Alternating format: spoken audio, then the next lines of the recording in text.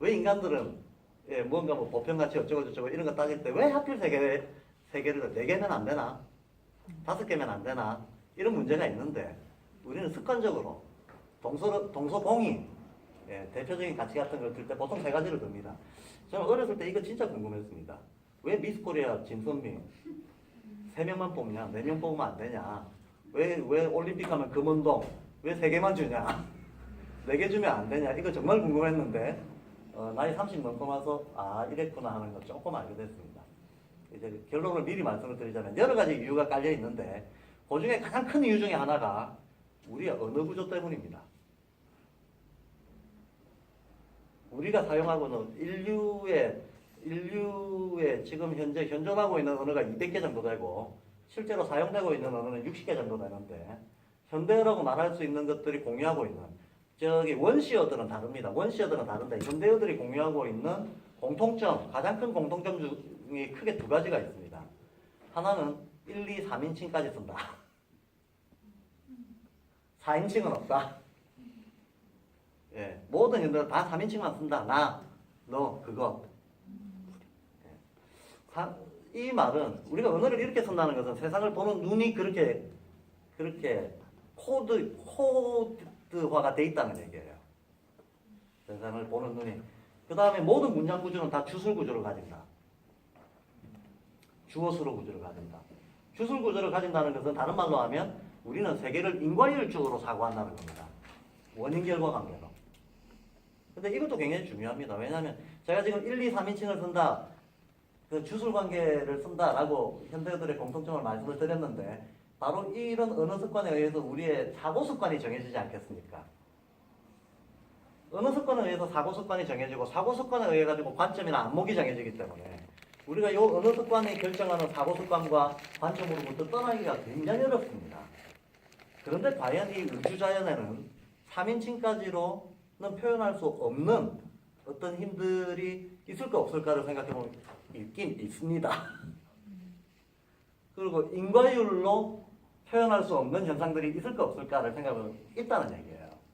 그 말은 우리의 언어와 의식이 실제로 못 따라간다는 얘기기도 한 거죠. 근데 그럼에도 불구하고 어쨌든 우리는 뭐 일반적인 얘기들을 할 때는 어쩔 수 없이 언어 논리 안에서 얘기할 수밖에 없습니다. 언어 논리 안에서 얘기할 수밖에 없는데 세계의 가치를 습관적으로 든 것 중에 큰 이유 중에 하나가 실은 1, 2, 3인칭을 쓴 것 때문에 그렇다라고 하는 건데 그래서 잘 따져보면 삼원적으로 나와 있는 것들이 대부분 언어에서 사용하고 있는 인칭의 성격하고 본질적으로 연관되게끔 되어 있습니다. 그래서 불교에서도 불법성 이런 거 쓰죠. 그리고 유교에서 정기신 이런 거 쓰고 다 삼원적으로 쓰고 있죠. 네. 자, 요 얘기는 다음에 나중에 이제 들어갈 구체적인 그 주제 강의들 안에서도 다시 한번 다뤄질 때가 있을 겁니다. 대략 요 정도 얘기를 하면 자유에 대한 얘기로 돌아가서 자유가 자기 원인자다. 만약에 자기 원인자라고 하는 말뜻 그대로 진정성 있게 자기 원인자를 실현한다 그러면 신적인 존재가 되는 거죠. 아무런 외부의 권력으로부터 통제받지 않고 어떤 외부의 권위에도 의지하지도 않고 외부에서 어떤 자기 내에 있는 거 말고 외부의 다른 어떤 충동을 받지도 않고 하면서 자발적으로 움직이는 존재라면 그런 존재가 바로 교부 철학자들은 그게 바로 신이라고 했거든요. 그게 바로 신이다. 자기 원인자가 바로 신이다 라고 했는데 바로 이 거의 신성에 가까운 자기 원인자라고 하는 이 표현 프리덤이라고 하던 한문으로 자유라고 하던 실은 일맥상통하는 이 표현이 인간에게 적용이 됐을 때 즉 신 같은 인간이죠. 신 같은 인간, 자기 원인적인 인간 이게 사실 개인이거든요. 우리가 개인주의할 때 개인주의할 때 개인이라고 하는 게 영어에서는 인디비주얼이라고 하지 않습니까? 근데 인디비주얼이라고 하는 이 단어도 굉장한 단어인 거죠. 따지고 보면 굉장한 단어입니다. in divide, not divide거든요. 나누지 못한다라는 겁니다.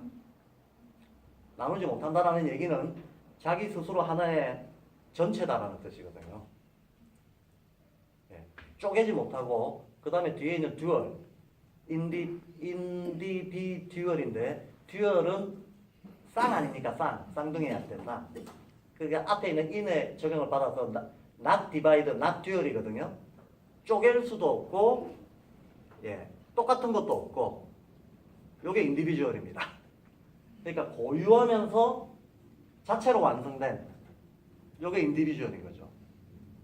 요렇게 고유하면서 자체로 완성됐다 라고 하는 걸 우리는 번역해서 개인이라고 부릅니다. 개인이라고 부릅니다. 근데 말 그대로 정말 not divide, not dual인 존재가 있다 그러면 그러한 존재는 신 같은 존재인 거예요. 그러니까 사실은 신에게 부여했던 어떤 성격을 근대 문명에서는 낱낱의 개인들에게 부여하고 있는 거거든요. 저 개별적인 인간 한 명 한 명이 다 신성한 존재들이고 다 완성된 존재들이고 예, 존엄한 존재들이다 라고 보고 있는 거죠. 그런데 어쨌든 종교적인 어떤 역사와 문화의 배경이 늘 깔려있기 때문에 이것을 어쨌든 정당화하는 표현으로 얘기한 게 천부인권이 되는 거죠. 천부인권의 실제적인 내용은 개인이 신이다 하고 다르지 않다는 겁니다. 근데 실제로 개인이 신적인가? 안 그렇잖아요. 예, 여기 있는 어느 누구도 내가 뭐 신이지라고 생각하는 사람은 없단 말이죠. 그리고 개인이라고는 하지만 개인들이 얼마나 스펙트럼이 다양하고 의식의 수준도 다양하고 예, 옛날 신분제 사회에서는 천민부터 해가지고 저 왕족까지 로얄 패밀리까지 있었을 테고 아주 다양한데 현실적으로 실질적으로 신적이다라는 얘기가 아니지만 하나의 이념형인 거죠. 우리가 지향해야 될까 목표로서 지향해야 될 가치로서 한 인간이 신적으로 존엄한 존재가 되는 이런 상을 추구하겠다라고 하는 게 근대 이념이고 그 근대 이념이 선언된 게 인디비주얼리즘, 개인주의라는 거죠. 그러니까 사실 개인주의 굉장히 깊은 뜻을 가지고 있습니다. 그러면 실제 현실에서 한 인간이 자기 원인자가 되려면 어떻게 해야 되는가? 보통 발도르프 교육에서 뭐 모든 교육 철학에서도 다 그렇게 보기를 했습니다만 인간이 의식이 성장하는 과정을 보면 처음에는 모방을 통해서 원숭이하고 인간하고 10개월 동안 같이 키운 실험 혹시 들어보셨습니까? 이거 1970년대 미국의 그 심리학자가 유전자와 환경의 차이 같은 거를 이제 열심히 고민하다가 자기 아이를 대상으로 실험을 한 게 있어요. 자기 아이를. 자기 생후 한 6개월 된 자기 아이하고 9개월인가? 침팬지 6개월 된 애하고 자기 아이 한 10개월 된 애하고 같이 키운 거야. 똑같은 옷을 입히고 똑같은 식사를 그리고 이게 이제 육아하듯이 침팬지를 같이 키운 거죠. 한 10개월 정도 같이 키웠던 모양인데 놀라운 사실은 침팬지가 훨씬 뛰어나더라. 말도 배웠다. 네, 말도 언어도 어차피 그런데 한두 살짜리들의 언어는 옹알이 수준의 언어잖아요. 옹알이 수준의 언어고 자기의 기본 감정을 표현하는 언어 아니겠습니까? 그 수준에서는 침팬지가 더 빠르더라. 그리고 침팬지가 이해도도 모든 점에 있어서 이해도도 더 빠르고 자기 어떤 신체를 움직이거나 표현을 하거나 이 모든 것에 더 빠르더라. 예, 한 10개월 하다가 무슨 이유 때문인지 모르지만 실험을 중단했습니다. 예, 아마도 무슨 이유 때문인데 애 베리겠다 싶은 모양이죠. 실험을 중단한 사실이 있는데 그런데 재밌는 것은 모든 점에서 침팬지가 더 빠른데 인간이 침팬지보다 딱 하나 더 훨씬 더 잘하는 게 있더라는 거예요. 모방. 예. 침팬지는 모방 능력만큼은 사람 아기가 더 빠르고 나머지 모든 능력은 침팬지가 더 빠르더라. 이게 사실은 그 실제적인 실험에서 증명된 바인데 요즘은 뭐 생물학 같은 데에서는 거울신경세포라고 하는 용어를 20세기 후반에 발견했지 않습니까? 그러니까 우리가 태어날 때 거울신경세포라고 하는 게 있대요. 요 뒤에. 있는데 이 거울신경세포라고 하는 애가 하는 역할이 보이는 거 전부 모방하는 겁니다. 감각, 지각되는 거 다 모방하는 거. 그러니까 사실 애 키워보면 알잖아요. 어린애들은 학습 기계들인데 이 학습은 거의전적으로 모방이라는 과정을 통해서 이루어집니다. 그리고 이때 모방한다는 것은 그것을 따라하는 게 아닙니다. 이게 사실 굉장히 우리가 유의해야 될 점인데 아이는 부모를 모방하고 교사를 만나면 교사를 모방하고, 심지어는 자기가 개고양이를 키우면 개고양이도 모방하고, 예. 바람 소리를 들으면 바람 소리를 모방하고, 대나무 숲을 보면 대나무 숲을 어떻게든 모방해 보려고 합니다. 아이는 자기가 접하는 모든 걸 모방하려고 합니다. 근데 놀라운 점은 이 모방이 그냥 껍데기로 드러나는 걸 모방하려고 하는 게 아니고, 그 안에 있는 성질까지 어떻게든 꿰뚫어서 모방하려고 한다는 거죠. 근데 인정하실지 모르겠지만 발도르프 교육에서는 아이가 어른보다 훨씬 더 영적 직관이 뛰어난 상태라고 보고 있어요. 뛰어난 상태라고 봅니다. 그러면 아이가 부모를 모방한다고 했을 때 부모의 뭘 모방하는가? 어떤 특정한 부분을 모방하는 게 아니고 부모라는 존재 자체를 모방해버리는 거죠. 부모라고 하는 존재 그 자체를 부모의 인격, 부모의 자기도 모르는 어떤 무의식적인 어떤 그 아주 사소한 무의식적인 모든 습관까지도 다 빨아들이려고 한다는 거예요. 누구 자식이라서 이렇게 말 안 듣노 하는 얘기 할 필요가 없는 거죠. 누구 닮아서 이따위냐 부모가 자식한테 그런 말을 많이 하는데 거울 보면 되죠. 거울 보면 애는 부모의 거울이니까. 그러니까 거울 신경세포 이런 게 인간을 이제 본능적으로 모방에 누구든지 모방의 천재라는 거예요. 어린애는 다 모방의 천재다. 모방의 천재인데 처음에는 이렇게 모방을 통해 가지고 인간이 세상을 만납니다. 모방을 통해서 만나는 발달 시기가 있습니다. 그러다가 모방의 세계로부터 빠져나와서 모방을 하는 방식이 어찌 보면 조금 진화하는 건데 그 모방의 방식이 처음에는 직접적인 존재와 물리적인 실제성 그 자체를 모방하는 이런 나이대가 있다가 언어를 배우기 시작하면 의식의 변화가 일어나면서 다른 방식으로 세상을 배우게 됩니다. 그래서 발도르프 교육에서도 보통 모방 시기를 대략 한 7살 정도까지 봅니다. 7살이라고 하는 이 나이대가 또 중요한 신체적, 육체적 변화가 일어나는 때거든요. 이빨갈이를 대부분 애들 할 때입니다. 이빨갈이를 하는 요 시기가 인간이 생물학적으로 타고난 감각기관들이 1차 안정되는 징표라고 발도르프에서 보고 있습니다. 그러면 감각기관들이 안정이 됐을 때 아이가 경험하는 거하고 감각기관의 성장이 여전히 불안정할 때 세상을 경험하는 거하고 그 효과가 영 다를 거 아닙니까? 내면에 미치는 효과가. 그러니까 아이는 한 7살을 기준으로 해서 다른 존재가 되는 거죠. 다른 존재가 되는 거고 물리적으로는 이빨갈이를 하고 의식적으로는 이때쯤 되면 이제 꽤 말로 자기 표현을 할 수 있게 됩니다. 말에 체계가 생깁니다. 그 전까지는 말을 하더라도 옹알이를 하거나 좀 단만나적인 자기 표현을 하는데 한 7살쯤 되면 이제 완전히 문장 구조를 갖추고 기성전결을 갖춘 얘기를 할 수 있다는 거예요. 스토리를 얘기할 수 있고 스토리를 얘기할 수 있다는 것은 기억의 본격적인 저장이 시작된다는 겁니다. 우리 의식 내용의 대부분은 기억이 차지하고 있거든요. 기억.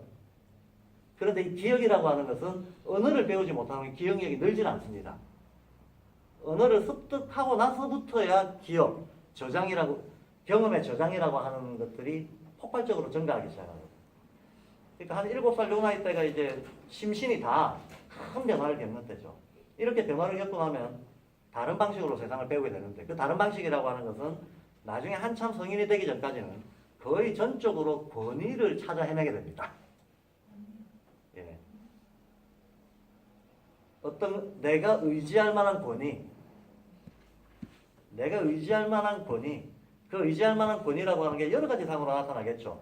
존경하는 선생님이나 아니면 영웅의 상이나 아니면 애들의 아이돌 스타나 다 이런 거 쫓아다니는 것도 거의 비슷한 거고 어떤 자아 이상형 이런 거를 쫓아다니려고 하는 심리, 어디에 소속되고 싶은 심리, 이 모든 것들이 실제로는 그 전에 모방을 통해서 세상을 배우듯이 이번에는 소속감과 권위를 통해서 세상을 만나는 과정이라는 거예요.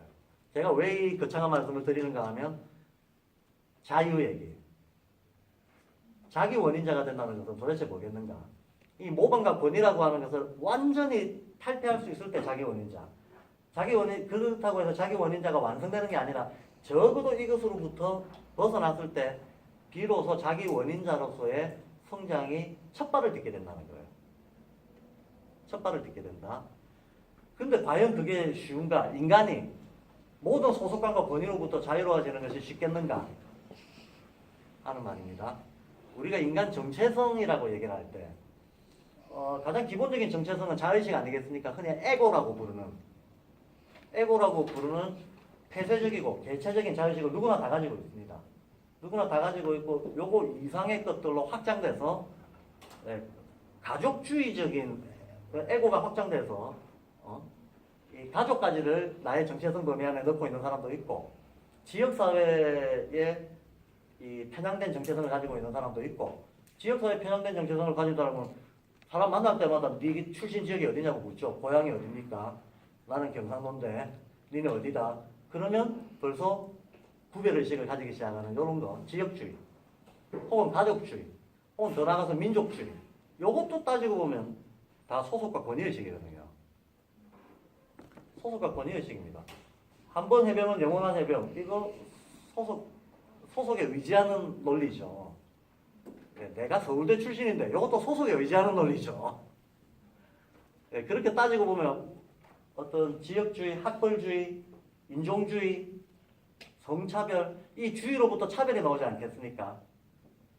어떤 주의에 충실하는 순간 나머지 것들에 대해서 배타적인 어떤 성향을 보이게 되는 차별이 나오게 될 텐데, 이 자기가 정체성이라고 애착하는, 집착하는 무슨 주의와 그걸 중심으로 타자를 구별해내는 어떤 차별의식들을 우리 인류는 아주 다양하게 가지고 있는데, 이 아주 다양하게 가지고 있는 이 주의와 차별의식이라고 하는 것들의 실제적인 내용은 다 보면 소속과 권위에 대한 애착이거든요. 그러니 소속과 권위에 대한 애착을 일생 동안 그로부터 완전히 탈피할 수 있다고 하는 것은 굉장한 의식성장이 되지 않으면 불가능한 거죠. 대단한 의식성장의 바탕 아래에서만 그런 것으로부터 자유롭게 약간 다른 차원의 주체성을 가지고 살아가는 존재가 될 수 있다는 거예요. 학벌주의 같은 거 전혀 중요하게 생각하지 않고, 단지 의견의 문제가 아니라 자기의 어떤 실제적인 삶과 존재 전체에서 그것이 전혀 중요한 가치가 아닐 수 있고, 어느 국가에 소속되는지, 어느 인종인지, 내가 어디 출신인지, 이런 것들에 전혀 구애받지 않고, 마치 뭐 그물에 걸리지 않는 무수의 불처럼 이런 구애물들 하나도 없이 지금 현존에 나눠서 오롯이 지금 여기에서 늘 완성되어 있는 주체로서 살아갈 수 있는 거, 이건 그야말로 종교에서 말하는 수행적 어떤 경지거든요. 실은 그런 의미를 부여하면서 인디비주얼이라고 하는 개념이 만들어졌습니다. 그러니까 현대 개인주의라고 하는 것은 개인에게다 신성을 투여한 이제 그런 문명사적인 의미가 있는 건데, 그러거나 말거나 이제 그 외에도 이제 정치 경제적으로 보면 자본주의, 민주주의 이런 굉장히 많은 모순과 갈등을 내포하고 있는 사회 구조 시스템, 이런 것들 속에서 우리가 또 살아가고 있기 때문에 우리의 어떤 이상향, 이념형은 신성한 개인으로서 인디비주얼을 선언을 했지만 실제로 그렇지는 않다는 거죠. 실제로 수많은 사람들은, 대부분의 사람들은 선언된 이상향을 자기 삶에서 이루고 사는 사람들은 극소수고, 자기 삶에서 그런 정도의 주체성을 이루고 산 사람들은 아마 우리가 어느 영역에서든지 대가라고 부르는 사람들일 겁니다. 대가라고 부르는 소수의 사람들만 그런 수준을 이루었고, 나머지 사람들은 전부 여기저기 아기자기한 소속감에 시달리면서 살아간단 말이죠. 평생 못 떠나죠, 이건. 평생 못 떠나면서 살아가는데, 자, 그럼 발도르프 학교가 왜 앞에다가 자유를 붙이냐? 발도르프 교육을 받은 사람들은 예외 없이 다 자유로운 인간을 만들어주겠다가 아니고, 자유로운 인간이 될 수 있는 잠재력을 교육에서 마련해주겠다 라는 취지로 앞에 자유자를 붙이는 겁니다. 자, 그러면 제가 아까 처음에는 모방을 통해서, 그 다음에 권위를 통해서 성장한다고 했는데, 권위를 통해서 성장하는 시기를 어디까지로 보고 있는가?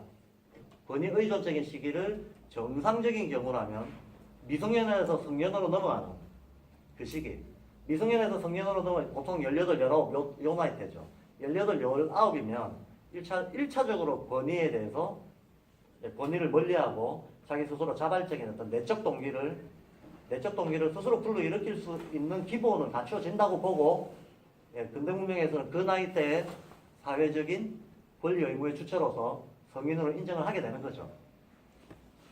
그래서 사실 어떤 사람이 성인 대접을 받는다는 것은 자기만의 의사를 형성할 수 있고 실행할 수 있다는 것을 전제로 하고 있다는 거예요.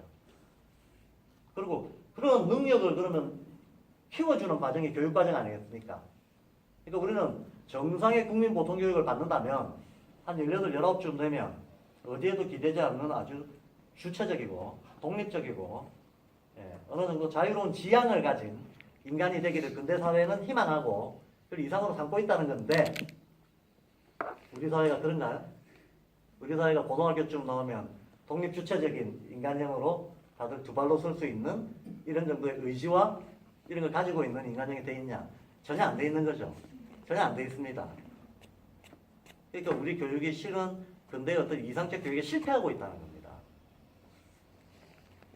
실패하고 있다. 지난 한 세기 동안 계속 실패해왔고 무엇 때문에 실패했고 왜 그게 중요하고 아주 중요한데 왜 우리는 못 이루었고 어떻게 하면 그거를 바꿔낼 수 있는가 라고 하는 문제의식 이게 결국은 지금 공교육이 있음에도 불구하고 많은 대안교육 운동이 있게 되는 이유인 것이고 그 많은 대안교육 운동 중에서도 발도르프 교육은 특히 이 자유로운 인간 모든 모방과 권위로부터 벗어나서 모방과 권위로부터 벗어나면 그럼 그 다음에는 인간이 어떻게 성장하는가?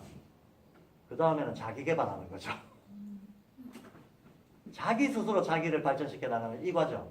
이 과정을 동양에서는 전통적으로 수행이라고 얘기를 해왔습니다. 수행이다. 한마디로 수행적 인간을 만들겠다. 수행적 인간을 수행을 자기 삶의 생활화, 체질화 할 수 있는 그런 인간형으로 사람을 그런 인간형을 양성하겠다라고 하는 게 이제 발도르프 교육의 이념이 되는 거죠. 그래서 무슨 자유 발도르프가 됩니다. 이런 의미에서 자유라고 하는 것은 정치 경제적 의미의 자유가 전혀 아닌 거죠. 정치적 의미의 자유는 투표권을 얘기하는 겁니다. 참정권. 1인 1표. 요걸 우리 자유라고 얘기합니다. 내가 주권자라고 하는 것. 주권자의 표시가 참정권이잖아요. 주권자. 그래서 우리가 헌법 1조가 어쨌든 권력은 국민으로부터만 나온다니. 그러니까 그런 의미에서 우리는 정치적 의미에서 자유는 투표권을 얘기하는 거죠. 경제적 의미에서 자유는 돈 많은 걸 얘기하는 거고. 돈 많아야 자유롭게 쓰고 싶은 거 쓰는 건데 교육에서 말할 때 자유라고 하는 것은 정치 경제적 의미의 자유하고 아무 상관없고 그런 의미의 자유가 아니고 의식적 성숙을 통해서 자기 원인자로서 똑바로 설 수 있는 인간 이거를 만들어내는 거 그런 문화적이고 의식적인 의미로 자유라고 하는 용어를 사용하고 있다라는 겁니다. 제가 요 앞 시간에 발도르프를 한번 개관해 보겠습니다. 그랬는데 용어 한 개 설명을 드려요. 그래서 발도르프 학교는 자유라고 하는 거를 전 세계적으로 다 갖다 붙이고 있다. 근데 이거 말씀을 드리면서 자연스럽게 발도르프 교육의 전반적인 성격에 대해서 좀 말씀을 드린 거나 마찬가지입니다. 그러면 이제 조금만 더 하겠습니다. 이렇게 자유로운 인간을 만들려면 어떻게 해야 되는가? 가장 기본은 그 이제 방법은 아주 다양하고 섬세할 수 있는데 가장 기본적인 과정이 이렇게 됩니다. 사실 이런 의미에서 자유로운 인간은 당연히 동시에 창의적인 인간이겠죠. 모방과 권위로부터 벗어나면 창의적이 될 수밖에 없는 겁니다.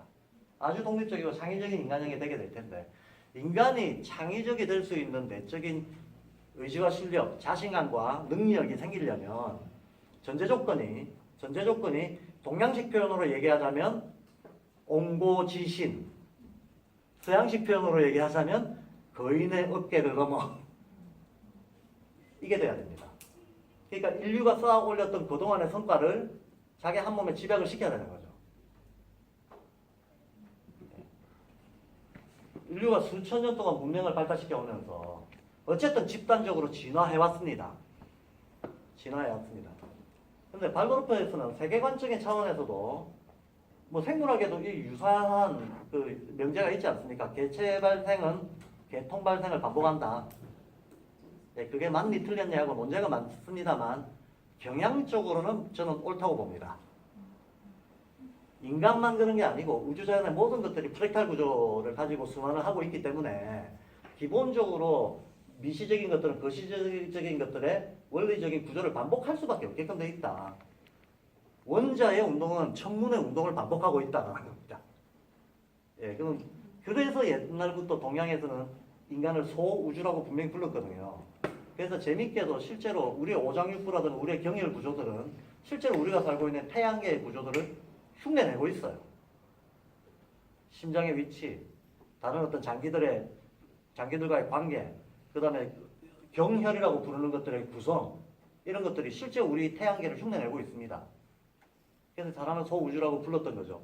소우주라고 불렀는데 만약에 그게 맞다면, 인간이 소우주적인 존재라고 하는 것이 맞다면, 현재 21세기의 현재 이 박규현이라고 하는 인간은 지난 인류 역사, 혹시 인정하실지 모르겠습니다만 발도르프에서 카르마를 인정하거든요. 전생이 있다고 봅니다. 그러면 나는 몇 생을 살았을까? 모르죠. 아무도 모릅니다. 수십 생을 살았겠죠. 수백 생을 살았을 수도 있고. 지금 현재 나의 존재는 실은 지난 수십 생 동안 쌓여온 카르마의 결과인 거죠. 나 하나만 그런 게 아니고 모두가 다 그런 거죠. 그렇다면 현 인류의 의식의 어떤 우리가 기대할 수 있는 의식 발달의 기본적인 수준은 지금까지 인류가 문명 발달시켜 온 그 정도까지는 기본적으로 다 도달할 수 있다라고 보는 거지. 요게 이제 온고지시나 온고에 해당하는 거겠죠. 이게 바로 온고입니다. 인류가 지금까지 발달시켜온 문명들을 압축해서 내 거로 만든다라고 하는 거. 요게 온고라면 이 온고가 말 그대로 온이라고 하는 게 무르익힌다는 거잖아요. 성숙시킨다. 이걸 충분히 성숙시킨다는 것은 우리가 모방과 권위를 통해서 배울 수 있는 건 다 배웠다는 얘기예요. 모방과 권위를 통해서 배울 수 있는 걸 다 배우고 나면, 그리고 내 걸로 내면화하는 과정까지 거치고 나면 온고가 되는 겁니다. 온고가 되면 비로소 독립주체적으로 이제 지신, 창의적인 뭔가로 나갈 수 있는 게 되는 거죠. 그러니까 거꾸로 지신이 되려면 온고가 돼야 됩니다. 그럼 우리가 교육과정에서 온고를 시켜준다는 것은 인류가 걸어온 문명 발달사 전체를 압축해서 아이들한테 내면화시킬 수 있도록 전달해줘야 된다는 거예요. 이게 교과과정이죠. 이게 교과과정입니다. 그러니까 교과과정을 어떻게 짜여져야 되는가? 인류의 정신적 성과를 총합하고 압축해서 교과과정이 짜여져야 된다. 실제로 발도르프 교과과정은 그런 원칙을 가지고 짜여져 있습니다. 그래서 아주 구체적입니다. 근데 인류의 문명 발달 단계가 옛날에 원시인들은 사냥하고 채집하고 살았을 거 아닙니까? 채집, 수렵 생활 시절이 있고, 그 다음에 농경 생활 시절이 있고, 그 다음에 이제 여러 가지 어떤 기술 문명으로 들어오게 되면서 겪게 되는 다양한 경험들이 있을 텐데, 발도르프 교과는 인류사가 끌어온 그것대로 커리큘럼을 짭니다. 그래서 채집 시절에 겪어야 했던 경험을 아이들한테 겪게끔 하는 거예요. 농경 시절에 겪어야 했던 인류의 경험을 아이들이 겪게끔 하는 겁니다. 그래서 발도르프 교과에 농사가 들어가 있습니다. 그리고 근대 생물학적인 개념이 아니라 다른 생명 의식들을 가지고 식물학, 동물학이라고 하는 별도의 영역이 있어요. 그리고 식물에 접근할 때도 동물에 접근할 때도 이 진화적 단계들을 쫓아서 접근해 줍니다. 그런 방식으로 인류 문명의 발달사와 인간 정신의 발달사 이런 것들을 압축해서 포괄적으로 체계적으로 근데 압축을 하더라도 또 분류를 해야 될 거 아닙니까? 이 분류하는 기준 자체에 세계관이 투영이 되는 거죠. 인지학이라고 하는 세계관을 투영해서 우리가 인식해야 될 대상들을 분류하고 그것들을 발달 단계에 맞춰 가지고 적절한 나이 때 적절한 경험이 가능하도록 발달 단계에 맞추어서 짜여져 있는 12년의 교육편로 요 12년의 교육기간이, 그러니까 청소년기의 12년이라고 하는 이 교육기간이 우리는 10여 년에 걸쳐가지고 실은 인류의 수천 년 문명사를 압축 어떤 전수받는 기간으로 설정을 하는 거죠. 이런 원칙으로 이제 발도르프의 교과과정에 짜여지게 돼 있어서 나중에 이제 계속 구체적인 부분도 그렇고 전체 거시적인 부분도 그렇고 소개를 드리겠지만 발도르프 커리큘럼은 그 자체가 하나의 인류사를 마치 개괄하는 것 같은 커리큘럼 형태를 가지고 있어요. 자, 이제 그런 조금 정리하자면 발도르프 교육의 목적은 자유로운 인간을 만드는 겁니다. 이 자유로운 인간의 구체적인 의미는 설명드린 바와 같습니다. 그리고 이렇게 자유로운 인간을 만들기 위해서 방법적으로 채택하고 있는 것이 교과과정을 인류사 성과의 압축으로 교과과정을 짜는 그래서 원칙으로 합니다. 예. 그리고 이렇게 압축한 내용들을 그 인간의 본질적인 그 어떤 성장 발달 단계에 맞추어서 전달해주는, 방법적으로는 발달 단계에 맞추어서 전달해주는 거. 이게 발도르프 교육이 또 지향하는 원칙 중에 하나입니다. 사실은 많은 교육 철학들이 발달 단계론을 얘기하고 있고 발달 단계에 맞추어서 전달해야 된다라고 하는 것은 거의 모든 교육 철학들이 다 그런 얘기를 해요.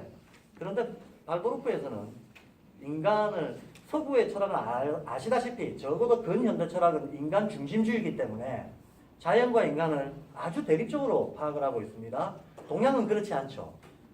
동양은 자연의 어떤 이치나 섭리에 인간도 그걸 공유하면서 그럼에도 불구하고 인간만의 고유성을 가지고 있는 영역이 또 있다라고 보지만, 공유하고 있다고 봅니다. 공유하고 있다고 보지만 동서양이 어쨌든 문화나 철학이 상당히 대변적인데, 인지학이라고 하는 이 슈타인의 사상은 그 근본 특징에 있어서 그 근현대 서구 철학이나 과학이 공유하고 있는 이분법의 요소가 없고 완전히 동양적입니다. 예. 왜 어떻게 해서 슈타인이라고 하는 사람의 사상이 서구인인데도 불구하고 동양적인 색깔을 가지게 됐는가 하는 거에는 또 역사성이 있습니다. 조금 다음에 말씀드리기로 하고, 완전히 동양적이라서 동양에서는 정신과 물질 이런 것들을 이원적으로 구별하지 않습니다. 모든 존재는 다 정신성, 물질성을 동시에 가지고 있다고 보고 있고, 이게 말하자면 음양의 조화죠.